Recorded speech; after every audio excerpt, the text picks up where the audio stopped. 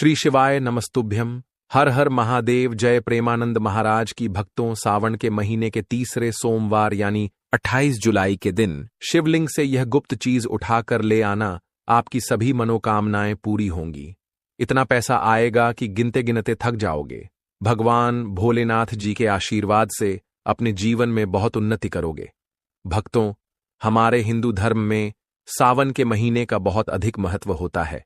सावन का महीना हिंदू पंचांग का 5वां महीना होता है। यह महीना भगवान शिव को समर्पित होता है। इस महीने में शिव भक्त भगवान शिव की विधि विधान से पूजा अर्चना करते हैं और सावन के महीने के सोमवार का महत्व और भी अधिक होता है। इस माह में शिव की पूजा अर्चना करने से सभी मनोकामनाएं पूरी हो जाती हैं।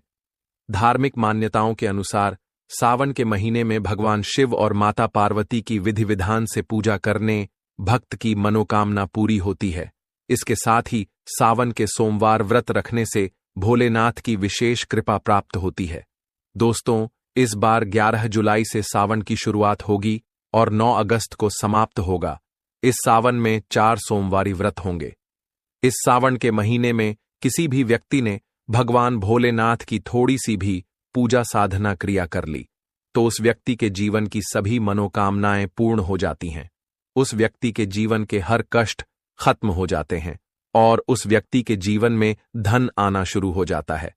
भक्तों, वीडियो आगे शुरू करें, लेकिन उससे पहले अगर आप भी चाहते हैं कि लक्ष्मी माता का आशीर्वाद आप पर बना रहे तो इस वीडियो को एक लाइक करें और आपके अपने चैनल सब्सक्राइब कर लें और कमेंट बॉक्स में जय भोलेनाथ जरूर लिखें। दोस्तों, आज की इस वीडियो में हम आपको बताएंगे कि सावन के दिनों में आपको भगवान भोलेनाथ के मंदिर जाकर के क्या क्या भगवान भोलेनाथ को अर्पित करना और वहां से वापस क्या लेकर के आना है, ताकि आपके घर की गरीबी, दरिद्रता, परेशानी, कष्ट, दिक्कतें हमेशा के लिए खत्म हो जाए।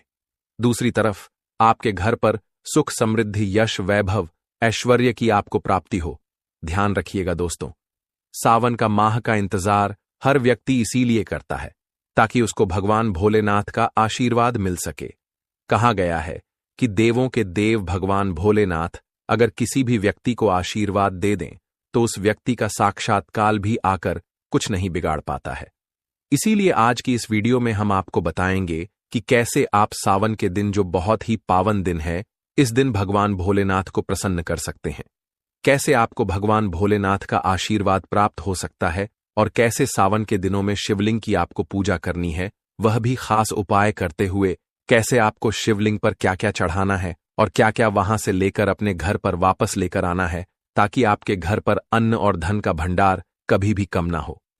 देखिए दोस्तों, आपके जीवन में कितनी ही बड़ी परेशानी हो, कितनी ही बड़ी दिक्कत क्यों ना हो, मान लीजिए आपके जीवन में धन की समस्या है, मान लीजिए आप नौकरी की प्राप्ति के लिए बहुत ही ज्यादा परेशान हो चुके हैं, आपके शत्रुओं ने आपको घेर लिया है, संतान की प्राप्ति आपको हो नहीं पा रही है, तो एक बात का ध्यान रखिएगा दोस्तों, सावन का पावन दिन एक ऐसे दिन होते हैं जिस दिन कोई भी व्यक्ति अगर थोड़े से उपाय कर लेता है, भगवान भोलेनाथ की साक्षात पूजा कर लेता है, तो उस व्यक्ति की कितनी ही बड़ी मनोकामना हो, कितनी ही बड़ा कष्ट हो, वह खत्म हो जाता है और उसकी मनोकामना पूर्ण हो जाती है। दोस्तों, मान लीजिए आपके ऊपर कोई दोष लगा हुआ है, जैसे वास्तु दोष, शनि दोष, प्राकृति दोष या कोई भी दोष लगा हुआ है, तो आपको सावन सोमवार के दिन थोड़ी सी पूजा करनी है और आपका दोष खत्म हो जाएगा। आपके जीवन से सभी परेशानियां चली जाएंगी और आपके जीवन में जो धन आना बंद हो गया था, उसका आगमन वापस शुरू हो जाएगा। मान के चलिए आपके जीवन में कभी भी कोई परेशानी नहीं रहेगी। बस दोस्तों, आज की इस वीडियो को लास्ट तक देख लीजिए और मान के चलिए भगवान भोलेनाथ के आशीर्वाद से आपकी सभी मनोकामनाएं भी पूरी होंगी और आपके जीवन की सभी परेशानियां भी चली जाएंगी। देखिए, एक बात कही गई है कि जब भी हम भगवान भोलेनाथ की पूजा करते हैं, हमें धैर्य रखना चाहिए, विश्वास रखना चाहिए और श्रद्धा के साथ भगवान भोलेनाथ की पूजा करनी चाहिए, क्योंकि भगवान भोलेनाथ बहुत ही भोले हैं। वह किसी भी व्यक्ति की थोड़ी सी ही पूजा से, साधना से तुरंत ही प्रसन्न हो जाते हैं। इसीलिए दोस्तों, सावन सोमवार के दिन कुछ ऐसी चीजें हैं जो आपको अवश्य पता होनी चाहिए, क्योंकि सावन सोमवार के दिन अगर आप भगवान भोलेनाथ के सामने पूजा करने जा रहे हैं तो मान के चलिए दोस्तों, आपने अगर कोई गलती कर दी तो भगवान भोलेनाथ आपसे क्रोधित हो जाएंगे। और आपने सही तरीके से पूजा की होगी तो साक्षात आपको भगवान भोलेनाथ उसी दिन आशीर्वाद दे देंगे और उस दिन के बाद आपके जीवन में कभी कोई परेशानी नहीं आएगी। आपको हमें एक एक चीज बताने जा रहे हैं, इसीलिए इस वीडियो को लास्ट तक देखिएगा। सबसे पहले आपको भगवान भोलेनाथ के मंदिर जाना होगा। ये जितने भी उपाय आपको बताए जाएंगे ये मंदिर के उपाय होंगे। देखिए, होता क्या है कि कई लोग हमसे पूछते हैं कि गुरुजी हमारे घर पर शिवलिंग है, क्या हम घर पर पूजा नहीं कर सकते हैं? तो इसका उत्तर है नहीं दोस्तों, आपको मंदिर जाना पड़ेगा, क्योंकि मंदिर का जो शिवलिंग होता है और जो घर का शिवलिंग होता है इसमें बहुत ज्यादा फर्क होता है। जो मंदिर का शिवलिंग होता है दोस्तों, इसकी जो एनर्जी होती है वह आपके घर के शिवलिंग से करोड़ों गुना ज्यादा होती है। इसमें ऐसी सकारात्मक ऊर्जा होती है जिसके सामने अगर आप थोड़ी सी पूजा करते हैं तो तुरंत ही उसका फल आपको मिलता है और आपके जीवन की हर परेशानी चली जाती है। तो आपको जितने भी आज उपाय बताए जा रहे हैं आपके जीवन की परेशानी को खत्म करने के लिए, आपकी मनोकामना पूर्ति के लिए, उस उपाय के लिए तो आपको मंदिर जाना पड़ेगा। और सावन सोमवार का पर्व पड़ रहा है, वह आज दिन सोमवार को पड़ रहा है। तो यह दिन ऐसा है, इस दिन अगर आप मंदिर जाकर के भगवान भोलेनाथ की पूजा आराधना कर रहे हैं तो मान के चलिए दोस्तों, आपके जीवन में कभी कष्ट आ ही नहीं सकता। पूरे साल आपके घर पर अन्न धन का भंडार बना रहेगा। तो आपको क्या क्या ले जाना है वह कहीं पर लिख लीजिए, क्योंकि दोस्तों अगर आपने एक भी गलती कर दी तो आपकी पूजा संपन्न मानी नहीं जाएगी। दोस्तों, सबसे पहली चीज जो भगवान भोलेनाथ के लिए आपको जल ले जाना है। सावन सोमवार के दिन कई लोग हमसे यह कहते हैं कि गुरुजी जल जो है वह तो शिवालय में भी मिल जाता है, शिव मंदिर में मिल जाता है। तो नहीं दोस्तों, वहां का जल आप तभी चढ़ाइए यह जब कोई दिक्कत हो, वरना घर से ही जल ले जाना चाहिए। आखिर घर से जल क्यों ले जाया जाता है, इसकी भी बात सुन लीजिए।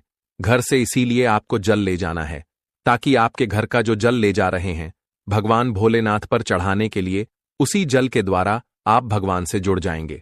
उस जल के द्वारा आप भगवान को अपनी सभी दिक्कतें बता देंगे और उस जल को जैसे ही भगवान भोलेनाथ पर आप चढ़ाएंगे अपनी समस्याओं को बताते हुए, वह समस्या आपकी खत्म हो जाएंगी। इसीलिए घर से जल ले जाएगा। आप सबसे जरूरी चीज जो जल ले जा रहे हैं उसमें 2-4 बूंद गंगा जल जरूर डाल दीजिएगा, क्योंकि गंगा जल डाले बिना आपकी पूजा संपन्न नहीं मानी जाएगी। महाशिवरात्रि के दिन तो आपको जल ले जाना है, उसमें गंगा जल डाल करके दूसरा आपको 3 पत्ते वाला बेलपत्र ले जाना है। दोस्तों, बेलपत्र बहुत ही शुभ होता है। आपने अगर मान लीजिए एक तरफ 1000 कन्याओं को खाना खिलाया है, दूसरी तरफ भगवान भोलेनाथ को बेलपत्र चढ़ाया है, तो यह दोनों बराबर माने जाते हैं, इसलिए बेलपत्र जरूर ले जाएगा। तीसरा, आपको सफेद पुष्प ले जाना है। सफेद पुष्प भगवान भोलेनाथ को चढ़ाए जाते हैं, इसीलिए सफेद पुष्प पर भगवान भोलेनाथ के लिए आपको ले जाना है सावन सोमवार के दिन, ताकि भगवान भोलेनाथ का आशीर्वाद आपको मिल जाए, जिसके बाद आपके जीवन के हर परेशानी खत्म हो जाए। दोस्तों, सफेद चंदन ले जाना अनिवार्य होता है सावन सोमवार के दिन। और ध्यान रखिएगा दोस्तों कि भगवान भोलेनाथ को अगर आप दूध अर्पित करने जा रहे हैं तो एकदम कच्चा दूध होना चाहिए, पका हुआ दूध नहीं होना चाहिए, कच्चा दूध होना चाहिए। अब आपको और क्या क्या ले जाना है देखिए, अगर आप चाहते हैं कि आपकी हर मनोकामना पूरी हो तो एक डिब्बा लीजिए, उसमें काली मिर्च भर कर ले जाइए।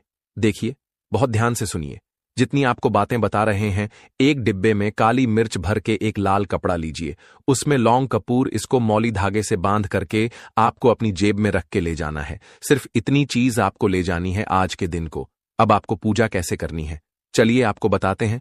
बहुत ध्यान से लास्ट तक देखिएगा और जितनी भी चीज आपको बताई जा रही है इन चीजों को आपको ले जाना है और शिवालय से वापस लेकर आना है अपने घर पर, ताकि आपको धन की प्राप्ति हो सके, आपकी कोई भी मनोकामना हो वह पूर्ण हो जाए। भक्तों, आप पहले जाएंगे मंदिर। सबसे पहले आपको इस बात का ध्यान रखना है, मंदिर जाने से पहले ही काले या नीले कपड़े का धारण करके मंदिर ना जाएं, वरना भगवान भोलेनाथ का आपको क्रोधित रूप देखना पड़ सकता है। सबसे पहले आपको यह करना है कि पतली धार बनाते हुए जल भगवान भोलेनाथ को अर्पित कर देना। बहुत ध्यान से सुनिएगा भक्तों, पतली धार बनाते हुए भगवान भोलेनाथ को जल आपको अर्पित कर देना है।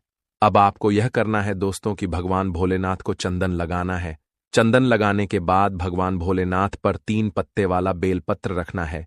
3 पत्ते वाला बेलपत्र रखने के बाद आपको भगवान भोलेनाथ पर सफेद पुष्प अर्पित कर देना है। सिर्फ इतना आपको करना है। दूध अगर आप चढ़ाना चाहते हैं तो दूध भी आप चढ़ा सकते हैं। इतना बस आपको करना है। इतना करने के बाद आपको वहां पर खड़े होकर 108 बार बहुत ध्यान से सुनिएगा। 108 बार आपको ओम नमः शिवाय का जाप करना है। या तो आप 108 बार कर लीजिए या 108 बार कर लीजिए। यह 3 ऐसी चीज है जो आपको करनी है। इतना करना है। अब आपको क्या करना है? एक डिब्बा जो काली मिर्च का आप ले गए हैं, उस काली मिर्च के डिब्बे को आपको शिवालय के जो गिरता हुआ शिवधारा है, जो शिवलिंग से वहां पर पानी गिर रहा है, उसी शिवहरि के पानी से आपको छुआना है और अपनी जेब में वापस रख लेना है। ये जो लाल पोटली आप ले गए हैं बंद करके लन की, इसको भी छुआना है, वापस रख लेना है। अब आपको क्या करना है? जिस लौटे में पानी ले गए थे या जिस लौटे में भी आप दूध ले गए थे, उसमें आपको क्या करना है? आपको जो भगवान भोलेनाथ का पानी वहां पर गिर रहा है, भक्तों ध्यान रखिएगा, शिवलिंग की जो पानी नीचे गिर रहा है, उसी पानी का थोड़ा सा पानी अपने लौटे में ले लेना है। ध्यान रखिएगा, जो आपने लौटे में पानी भरकर ले गए हैं, वह पानी वापस बचाना नहीं है। वह तो पूरा आपको भगवान भोलेनाथ को अर्पित कर देना। जो शिवलिंग से पानी गिर रहा है, उस पानी को आपको अपने लौटे में वापस ले लेना है।